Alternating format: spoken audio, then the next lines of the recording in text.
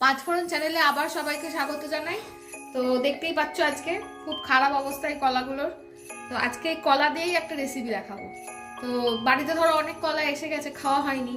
আর এরকম খারাপ খারাপ না, মানে একটু খারাপ হয়ে গেছে, একটু নরম হয়ে গেছে, আর শুধু শুধু খেতে ইচ্ছা করছে না। তো এই কলাগুলোকে দিয়ে কি বানানো যায়? তো শীতকাল, এখন একটু গরম গরম চা কফি তো আমরা সবাই খাই, আর সেই চা কফির সাথে যদি একটু বাড়িতে বানানো কেক হয় তাহলে তো একদম চা কফি জমে যায়। তো আজকে একটু বানাবো, এই কলাগুলো দিয়ে একটু ব্যানানা কেক বানাবো। তো চলো তোমাদের দেখাই কি করে বানাবো। তো প্রথমেই কলাগুলোকে ছাড়িয়ে নেব, এক এক করে ছাড়িয়ে নিয়ে একটা বাটিতে রাখি। চলো প্রত্যেকটা ছাড়িয়ে নিই, তারপর আসছি তোমাদের কাছে।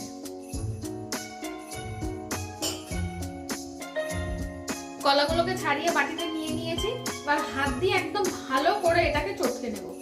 অনেকে হাত দিয়ে চটকাতে পছন্দ করে না, সেক্ষেত্রে আপনারা মিক্সিতেও এটাকে সামান্য একটু জল দিয়ে একবার ঘুরিয়ে নিতে পারেন। আমি এটাকে এখন হাত দিয়ে একটু ভালো করে চটকে নেবো, একদম ভালো করে ম্যাশ করে নিই, তারপর আপনাদের দেখাচ্ছি। তো কলাগুলো আমার ভালো করে একদম ম্যাশ করে নেওয়া হয়ে গেছে। এবার এর মধ্যে আমি একটা একটা করে ডিম ভেঙে দেবো। তো ডিমটা মোটামুটি যে যতটা ব্যাটার রেডি করবেন সেই মতো অ্যাড করবেন। তো আমি এখন মোটামুটি 4টে ডিম এর মধ্যে অ্যাড করব। চলুন ডিমগুলো ফাটিয়ে দিই।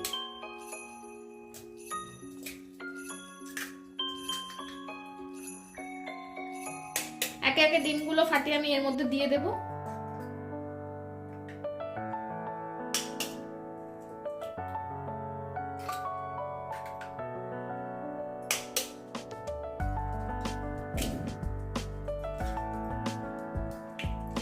তো কলাটার সাথে ডিমটা এবার ভালো করে একদম ফেটিয়ে মিশিয়ে নেব।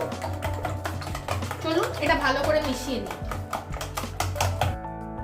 কলাটার মধ্যে ডিম দিয়ে ভালো করে ফেটিয়ে নিয়েছি।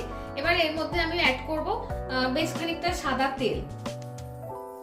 আমি এই চামচের 4 চামচ মতো সাদা তেল অ্যাড করলাম। এর সাথে আমি অ্যাড করব একটু মেল্টেড বাটার। বাটার আমি একটু মেল্ট করে রেখেছি, তো সেটাকেই আমি এবার অ্যাড করে দেবো। এই মেল্টেড বাটারটাকে আমি এর মধ্যে অ্যাড করে দেবো।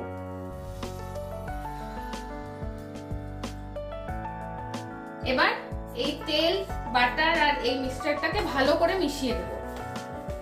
তো তেল, বাটার, ডিম, কলা আমার একসাথে ভালো করে মেশানো হয়ে গেছে। একটা ছাঁকনি নিয়ে নিয়েছি, এর মধ্যে এবার আমি ময়দাটাকে অ্যাড করব। ময়দাটা চেলে ওর মধ্যে দেব। তো আমি এখানে মোটামুটি 250 গ্রাম মতো ময়দা অ্যাড করছি। তো এই ময়দার মধ্যেই আমি অ্যাড করে দেবো চিনির গুঁড়ো। চিনিটাকে আমি গুঁড়ো করে রেখেছি। আপনারা চাইলে চিনি গোটা চিনিও দিতে পারেন, কোনো অসুবিধা নেই, কিন্তু গোটা চিনি একটু গলতে টাইম লাগে এই আর কি। তো আমি এর মধ্যে এবার চিনির গুঁড়োটাও অ্যাড করে দেবো ময়দার মধ্যে, দিয়ে দুটো একসাথেই ভালো করে আমি চেলে নেব।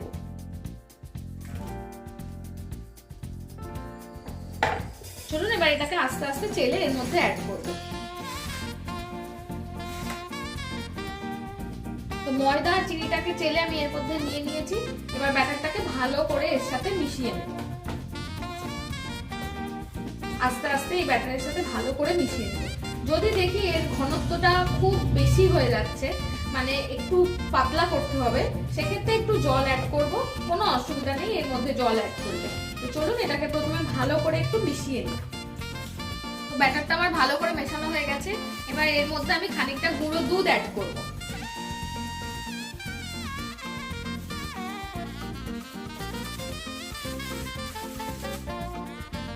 গুঁড়ো দুধ অ্যাড করার পর এর সাথে আমি অ্যাড করবো একটু দারচিনি গুঁড়ো। এটা শুধুমাত্র ফ্লেভারের জন্য অ্যাড করব। সামান্য একটু দারচিনি গুঁড়ো এর মধ্যে আমি অ্যাড করলাম।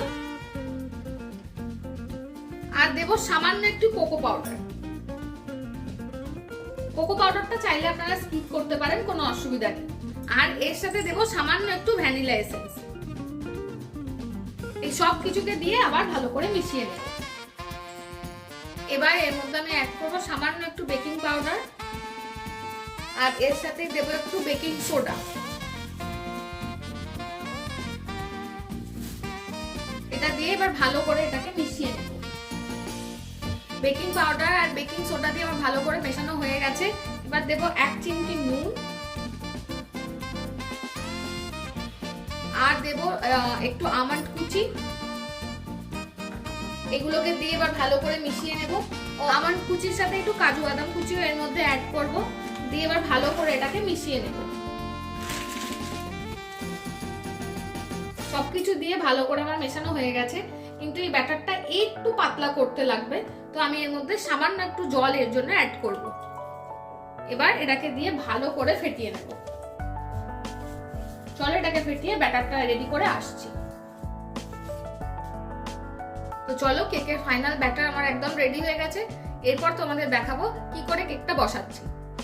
তো চলুন, এবার আমি একটা সিলভারের বাটি নিয়ে নিয়েছি। বাড়িতে কেক তৈরির মোল্ড নেই তো কোনো অসুবিধা নেই, এরকম সিলভারের বাটিতে আপনারা অনায়াসে কেক বসাতে পারেন। তো প্রথমে এবার বাটিটাতে একটু ভালো করে ব্রাশ দিয়ে অয়েল ব্রাশ করে নেব। বাটির পুরো গায়ে ভালো করে এই ব্রাশটা দিয়ে অয়েল ব্রাশ করে নেব। অয়েল ব্রাশ করে নিই এটাকে। ভালো করে অয়েল ব্রাশ আমার করা হয়ে গেছে। তো এবার এর মধ্যে আমি একটা পেপার বসাবো। বাটার পেপারে কেক বসায় সবাই, তো বাড়িতে বাটার পেপার নেই, চিন্তা করার কোনো কারণ নেই, নর্মাল পেপার দিয়েও কেক বসাতে পারেন, কোনো অসুবিধা নেই। এই বাটিটাতে এবার আমি এই পেপারটাকে বসিয়ে দেব ভালো করে। একদম বাটিটার মাপ মতো করে পেপারটাকে বসিয়ে দিলাম। এবার পেপারটার উপরও ভালো করে ব্রাশ দিয়ে অয়েলটাকে ব্রাশ করে দেব। এই যে ভালো করে এবার পেপারটার উপরে অয়েল ব্রাশ করে দিলাম।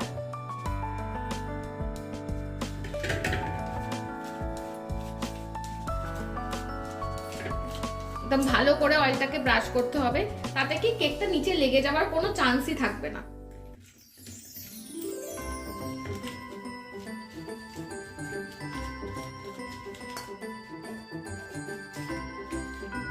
ভালো করে অয়েল ব্রাশ করা হয়ে গেছে। এবার এই বাটিটার মধ্যে আমি ব্যাটারটাকে আস্তে আস্তে ঢালবো।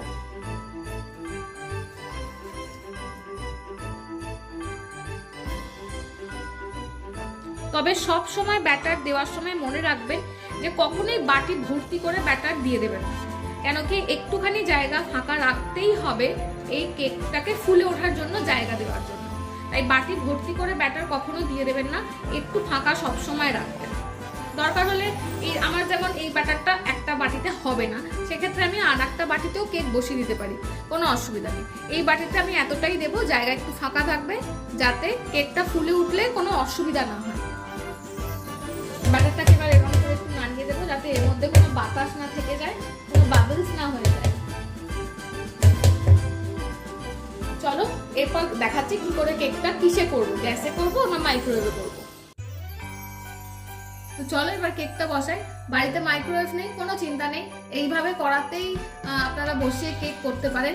তো প্রথমে কড়াটাকে বসিয়ে কড়াটা একটা স্ট্যান্ড বসিয়ে দিয়েছি, দিয়ে বেশ কিছুক্ষণ একদম হাই ফ্লেমে প্রিহিট করে নিয়েছি। এবার কেকের বাটিটাকে এর মধ্যে বসিয়ে দেব, দিয়ে একটা চাপা দিয়ে ভালো করে এটাকে ঢেকে দেব। এইভাবে এটা ঢাকা থাকবে। এবার লো ফ্লেমে একদম 45 থেকে 50 মিনিট এটাকে হতে দেব, আরামসে কেক হয়ে যাবে। মাইক্রোওয়েভ নেই, কেক হবে না, এই চিন্তা আর নেই। চলুন এবার তাহলে খুলে দেখা যাক কেকটা কতটা কি হলো না হলো।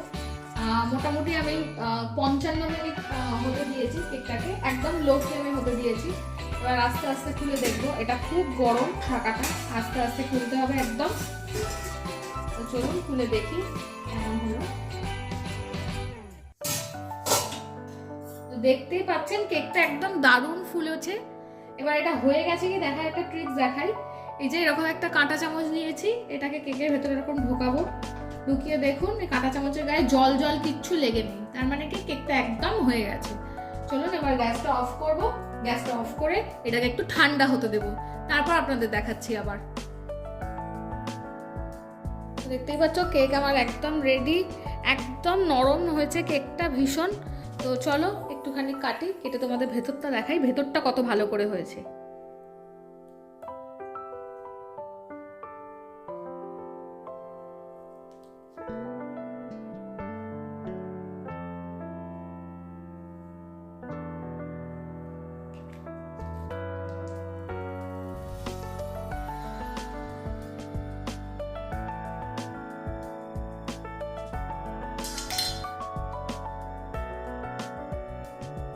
দেখে দেখেছো ভেতরটা কত ভালো করে একদম কুক হয়ে গেছে। এই যে দেখো প্রত্যেকটা লেয়ার একদম ভালো করে দেখা যাচ্ছে। তো তোমরাও বাড়িতে ভালো করে বানাও কেক, এই রেসিপিটা ফলো করে দেখো, আশা করি তোমাদের ভালো লাগবে। শীতের সন্ধ্যায় গরম গরম চা কফির সাথে এরকম কেক জমে যাবে। আজকের মতো আসি, আবার দেখা হবে নতুন কোনো রেসিপি নিয়ে। তো প্লিজ এইভাবেই আমাদের সাথে থেকো, পাশে থেকো, চ্যানেলটাকে একটু লাইক শেয়ার সাবস্ক্রাইব করে দিও। টাটা।